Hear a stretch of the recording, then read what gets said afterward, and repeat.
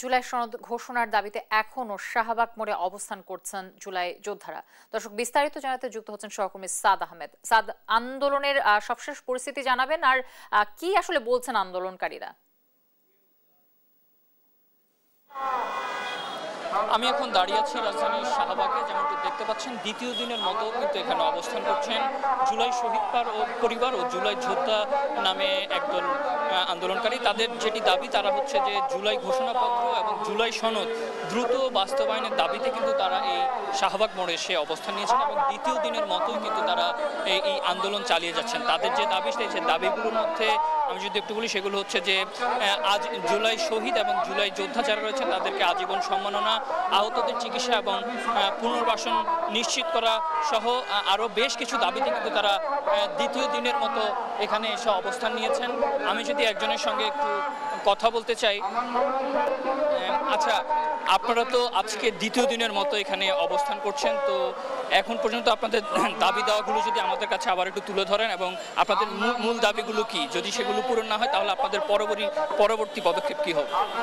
আসলে আমরা 3 দফা দাবি নিয়ে এই কর্মসূচি শুরু করেছি। আজকে দ্বিতীয় দিন আমাদের কর্মসূচি। আমাদের জুলাই ঘোষণাপত্র, জুলাই সনদ এবং সাংবিধানিক স্বীকৃতি। আমরা আজকে দ্বিতীয় কর্মসূচি পালন করছি, কিন্তু এখানে অনেকে বহিরাগত আমাদের বিরুদ্ধে নানা অপকণ্ডা তৈরি করছে এবং বিবৃতি দিচ্ছে মিডিয়ার কাছে। আসলে অমন কিছুই হচ্ছে না, যা আমরা খুবই দুঃখজনকভাবে আমরা ফিল করছি। কারণ আমাদেরকে বলা হচ্ছে এখানে নাকি ভুয়া জুলাই যোদ্ধা, আমরা নাকি ভুয়া জুলাই যোদ্ধা। আসলে সবাই এমআইএস ভুক্ত, সবাই এমআইএস ভুক্ত, সবাই প্রত্যেকের কাছেই এমআইএস কার্ড আছে, সবাই এখানে আছে। কিন্তু এখানে এসে বলা হচ্ছে এখানে নাকি 10-12 জন জুলাই যোদ্ধা আছে আর বাকি সবাই ভুয়া জুলাই যোদ্ধা। আচ্ছা, আরেকটি প্রশ্ন, এই যে আপনারা দুদিন ধরে যে আন্দোলনটা করছেন, এতে সাধারণ জনগণ যারা রয়েছেন তাদের এক ধরনের ভোগান্তি সৃষ্টি হচ্ছে, যেহেতু শাহবাগের মতো একটি গুরুত্বপূর্ণ সড়কে আপনারা অবস্থান নিয়েছেন, এই বিষয়ে কি? আসলে আমরা কোনো রকম ভোগান্তি দিতে যাচ্ছি না।